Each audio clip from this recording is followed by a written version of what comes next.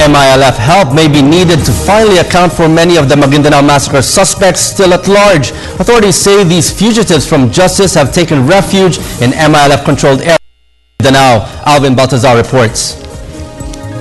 The Criminal Investigation and Detection Group, or CIDG, will bring before the Government Peace Panel the issue on the alleged hiding of the 92 still-at-large suspects of the Maguindanao massacre in areas known to be MILF territory in Maguindanao. Special Investigation Task Group Maguindanao Commander, Senior Superintendent Kate Singian said that they will not hesitate all possible remedies to finally account all the suspects at large and bring justice to the victims.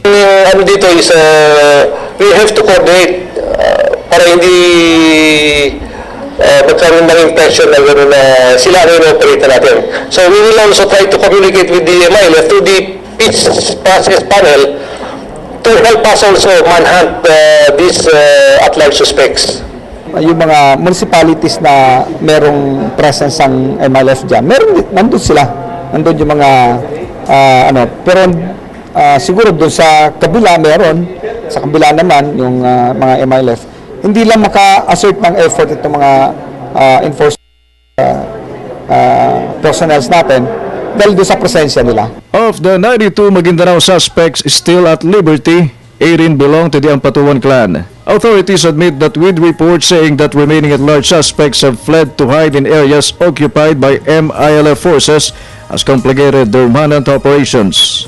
Nahihirapan ating mga tracker teams because yung area doon punong-puno ng MILF members, mga armado, at may area pa sa BIFF. But secondly, yung mga fictitious, some of them have assumed fictitious names. The CIDG will also release new posters of at-large suspects as they likewise appeal to the public to provide them with any information against any of those involved in the most heinous crime ever committed in the Philippine history. For the People's Television, Alvin Baltazar.